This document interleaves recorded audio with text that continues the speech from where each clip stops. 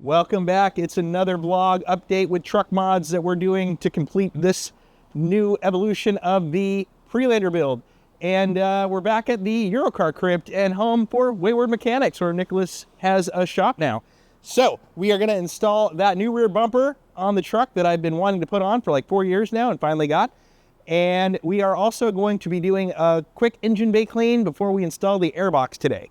So let's get to it. And displayed out, we have all the components for the airbox and charge pipes that we'll be installing today. And this new beast of a rear bumper down here as well.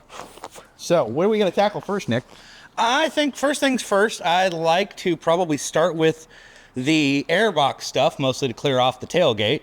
It looks like a lot of pieces, but most of it is just gasket that attaches to box, that attaches to tube, that attaches to gasket, that attaches to tube. It's like a big set of Legos. You just kind of snap them all together and put hose clamps in between. So we'll go around the front of the car, get on stands so that we can actually see what the heck we're doing and figure out where everything goes, because I'm not entirely sure with all of these pieces, but we get to learn as we go. Factory airbox system. Now, we've already upgraded this one. It's slightly loose right now with a K&N filter, but as we saw from our Baja run, that didn't last that long. Now, we could have put a sock around it, aka like nylon pantyhose or something similar as a dust shield. But realistically, the airflow on these boxes has always been a power starver for the EcoBoost. So here's what we're gonna do. That comes out. Yeah. That comes out. Yeah. And this comes out, although be careful of the wiring. Now, Nick did loosen all this prior. He didn't just rip. Yeah, I didn't just manhandle all of this stuff out. I did take all the bolts out, but we did it for dramatic effect. We also got, along with a new S&B airbox, as we can see right over here on the floor, which is this big monstrosity, right? Meow. Big shiny filter. And they make socks that go over this filter to allow this to not build up dust like the last one did. You also have about 4 times the surface area, so a lot more airflow. And as you can see, the box comparatively, considering this is what you're looking at size-wise, just get those out of the way. I mean, you're looking at a massive change in size. It's pretty substantial, however it goes together. Like that. Yeah, something like that. There we go. If you look at the size, you look at the air tube size, look at how big that is compared to that. You're just getting a lot more airflow. So, combining with that, we're gonna add in Mishimoto. This is the Mishimoto intake pipe system. We actually only have one of the 2 tubes with us. We have the one with all the cool fittings. This goes, march it back over here, in place of this guy right here. Now, the factory Ford has these weird little vents that's to create a venturi, get the air spinning so it moves faster. We'll be replacing this pipe. This pipe we forgot at home. So this is the other pipe that would be replaced. Basically, this is all of the fresh air that goes to the turbochargers themselves, letting them breathe better. The more they breathe, the more power. With the Mishimoto pipe, we're removing basically we're getting all of the piping from the airbox all the way to the turbos. So, fun story, to get to the turbos, you actually go through the fender wells. And you'll have to shine a light in here, but if you follow the big, shiny metal tube, or metal pipe, you can see way back there's a hose clamp I'm about to undo that's attached to the front of the turbo. That's the air inlet. So once I undo that, we'll have a couple of air tubes and various connectors to pop off, and then that whole charge pipe comes out, and we get ready to swap it out. There is more of the Baja. You know, I suggested we clean the engine, but Nick wants to do it at a later time. He doesn't want to clean the engine right now because he likes the dirt. He thinks it adds character.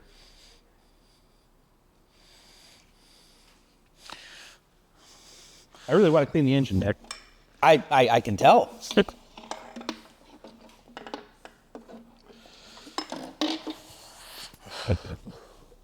The problem with the situation of cleaning the engine is we probably have to tear it down quite a bit, really before give it a we good actually can clean, we have to get all of these pipes out of the way in the first place.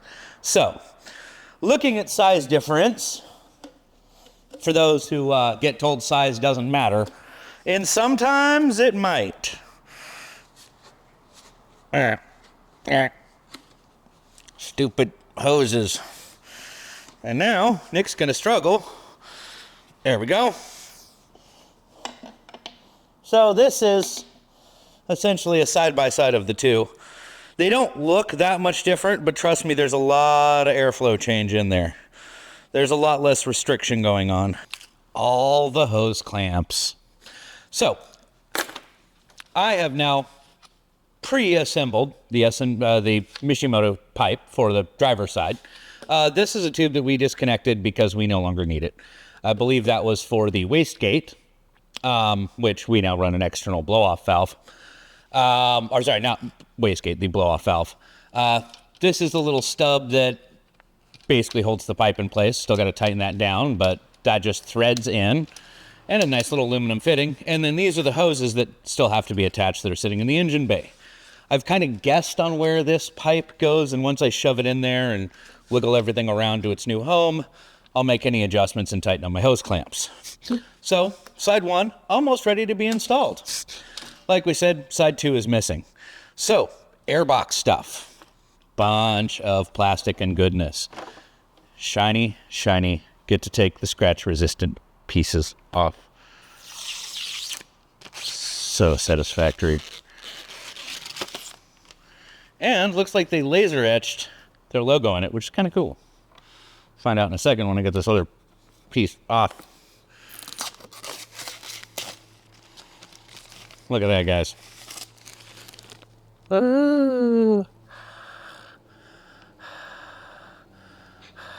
They're just creepy. Well, I am a mouth breather. So this actually just fits right inside this rubber grommet. It looks weird because it has a little cutout there. That's actually so you can flex this corner enough to put it in and out. Believe it or not. The rest, Is this a window into the deep soul of my airbox? this is a window into the deep soul of your airbox, and to check your ability of how dirty is my air filter after that run through the insert off-road environment here. Which if we had, coming out of the Baja, we would have known ahead of time that that's why the engine was being choked to death. This is the stake mount for the body. I just have to tighten this screw down before we install.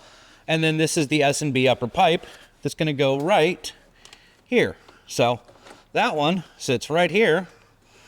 This guy comes off the bottom of it and goes that way. Let's get installing. It's just difficult to explain how hard sometimes it is to fit some of these stupid frickin' tubes together when you have no access. You're literally pushing and pulling from angles that you cannot see and cannot get to try and do this job. So, fun times. Come on, little buddy. Will you play nice today? Will you? As you can very so clearly see, the first Mishimoto pipe is in. So it is really cool. It does have nice aluminum fittings that all of these snap clips pop right onto. Just like so. Press, lock. All of the fittings are milled aluminum, which is really impressive. The tube fits quite nicely. It's got the same mounting bracket, just a lot more airflow. So first piece is installed. We've tightened it down to the turbo, down through the fender well. Now we're going to drop on the Y pipe that connects the two. And then we're going to start feeding in this monster of an airbox. And don't worry, for those who are cringing at how dirty it is like Brad is currently, we will be taking the front end completely apart and cleaning it in probably the next episode when we've got some fun fenders to install and maybe a radiator. As Nick found out the hard way, it is way easier to install this tube right here through the gasket into the airbox off the truck. That thing is a tight fit. So you have to shove this thing all the way through to the second ridge, then put the air filter on. Yeah, way easier to do outside of the truck. So it'll make it a little more fun to get it in the truck, but we'll figure it out.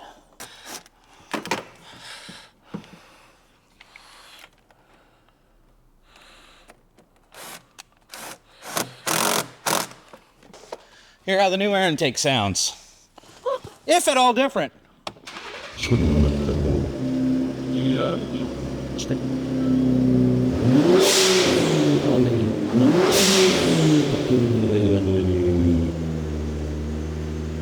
Okay, we flipped the truck around and we are poised to do the bumper. Now, we looked at the instructions and it says it allegedly takes 2 hours to do this bumper replacement. And Nick, how long do you think you can take to do this? I bet you I can do it in an hour. All right. So we're going to give it a try. Basically, pretty simple install. Remove old bumper, put new bumper on. There is one little tricky part. There's a bracket that holds this license plate up that you have to take off with a die grinder. So there'll be some sparks. It'll be fun. See what it takes. And that 1 hour starts now.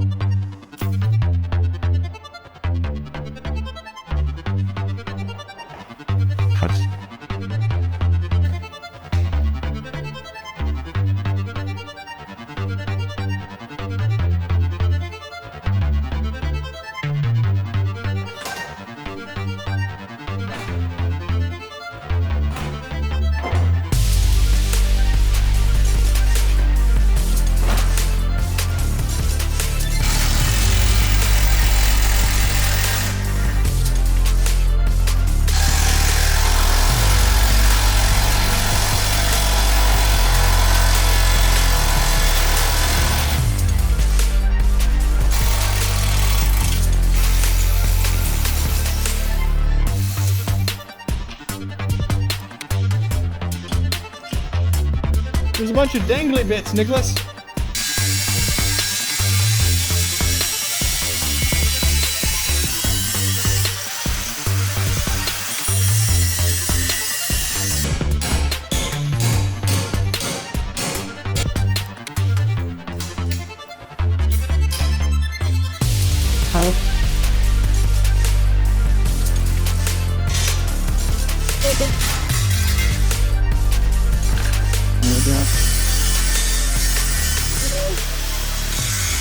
Nicholas, we were almost 40 minutes in and you have removed the old apparatus, including die grinding and pounding the heck out of this rear bumper. What do you think? Well, really wish my air chisel was still with me. Rest in peace, air chisel. But by bending and cutting and bending and cutting, I was able to grind all this down to a nice, reasonably good surface. Just hit it with a quick rattle can.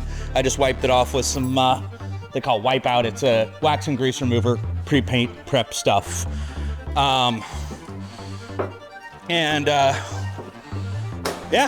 once I get this sprayed, we will then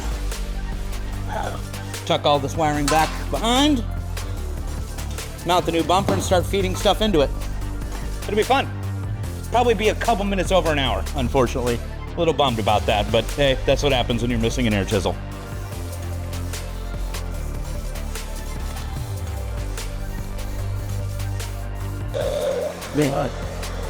When you absolutely positively must get this paint dry. Quick note, you can go to Addictive Desert Design's website and find the bumper that you've selected, and you'll have a PDF there of installation instructions waiting for you, should you need it. Nick is soft mounting the bumper so I can hang it forward and run all the connectors. We decided to pause on the lights for now because we realized we need to get different brackets for these lights to fit them into the bumper. So they'll fit once we get a different bracket assembly. The last two screws are going in for the license plate. Couple minutes overtime, but how'd we do? 1 minute, 30 seconds. Time. Not too bad. Great looking bumper. Guarantee it's going to be tough as nails. Much more streamlined, more svelte, tight to the body. Tight like a tiger. For those of you who know that reference. For those of you who don't, watch Austin Powers. Yeah, actually the fitment on like the laser cutting, so the fitment on the parking sensors was something I was really worried about. They fit phenomenally. They do mention it's really tight between the parking distance sensor here and the license plate lights. It really wasn't bad at all. I didn't have much of a problem. I kept the license plate light out while I installed the parking distance sensor. Popped right in, popped right in. The only thing that's a bummer is we didn't get to do the lights right now, but we're going to have to feed them in and do them once we get shorter brackets because they were just too tall to physically fit in here. But other than that, a good scrub down on the ye old tow bars and what pokes out on the bottom there.